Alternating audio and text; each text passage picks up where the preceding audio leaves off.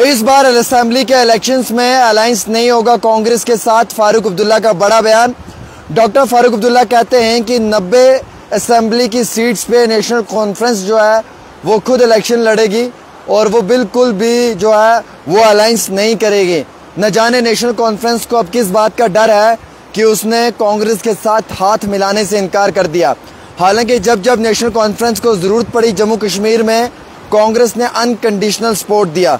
लेकिन आज असेंबली के इलेक्शंस में नेशनल कॉन्फ्रेंस के सदर जनाब फारूक अब्दुल्ला कहते हैं कि हमें नेशनल कॉन्फ्रेंस वालों को कांग्रेस के साथ अलायंस की कोई ज़रूरत नहीं है और 90 सीटों पे हम खुद इलेक्शन कंटेस्ट करेंगे।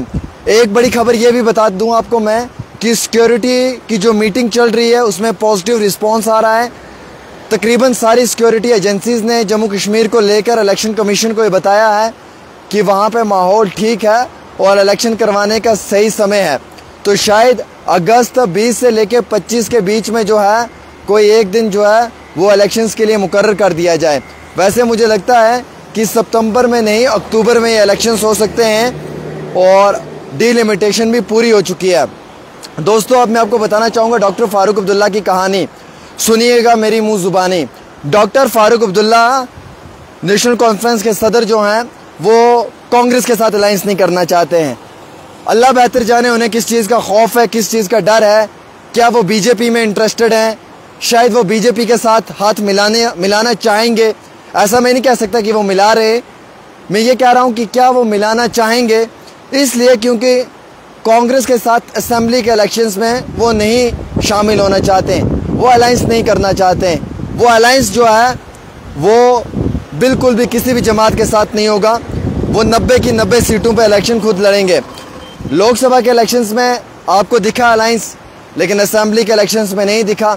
ऐसा तो नहीं फारूक अब्दुल्ला को कोई प्रेशर कर रहा है, ऐसा तो नहीं कि कहीं 2014 के इलेक्शन वाली बात हो जैसे महबूबा मुफ्ती ने उस समय में बीजेपी के साथ हाथ मिलाया और 2-2.5 साल सरकार चली। उसके बाद लेफ्टिनेंट गवर्नर का वो रूल लगा और उस रूल ने आज तक जो है वो कश्मीरी अवाम के ऊपर बहुत जुल्म किया। और वही बात मैं आज आपको कहने जा रहा हूँ, कहीं ऐसा तो नहीं कि फारूक अब्दुल्ला भी अब जो हैं वो असेंबली के इलेक्शंस के बाद बीजेपी के साथ हाथ मिलाना चाहते हैं। हालांकि हमें ज़राए ने ये जानकारी भी दी है कि बीजेपी के 2 बड़े लीडर जम्मू कश्मीर के जो हैं उनकी शायद बातचीत भी चल रही है फारूक अब्दुल्ला के साथ। ऐसा भी हो सकता है, कहीं फारूक अब्दुल्ला को वो मोटिवेट भी कर रहे हैं। कई जगहों से सुना कि प्रेशर भी हो रहा है और कई जगहों से ये भी सुना है कि कांग्रेस के साथ हाथ नहीं मिलाना है असेंबली के इलेक्शंस में, चाहे जो मर्जी हो जाए। लिहाजा करके आप लोगों ने, एनसी वालों ने अकेले इलेक्शन कंटेस्ट करना है। जो उनके बेटे हैं वाइस प्रेसिडेंट उमर अब्दुल्ला, उसने अभी तक इस पर कोई रिएक्शन नहीं दिया है। वालिद मोहतरम जो हैं वो कहते हैं हम कांग्रेस के साथ नहीं हैं, हम कांग्रेस के साथ असेंबली के इलेक्शंस में नहीं शामिल होंगे। जो बेटा है वो इंडिया ब्लॉक के स्टेज पे जाके जो है वो भाषण देता है। अल्लाह बेहतर जाने इस बाप और बेटे की आइडियोलॉजी क्या है, कश्मीरी आवाम को समझ में नहीं आ रही है। कश्मीरियों की सोच से बढ़कर है इनकी सोच। मुझे लगता है इनकी सोच ऐसी सोच है जो किसी भी इंसान की सोच नहीं है। समझ ही नहीं आती इनकी आइडियोलॉजी क्या है, किस आइडियोलॉजी पे ये काम कर रहे हैं, कुछ समझ नहीं आ रही है। बाप जो है वो कांग्रेस के साथ हाथ नहीं मिलाना चाहता असेंबली इलेक्शंस में। बेटा जो है वो कांग्रेस का स्टेज का इस्तेमाल करता है। बेटा जो है वो इंडिया ब्लॉक का स्टेज का इस्तेमाल करता है।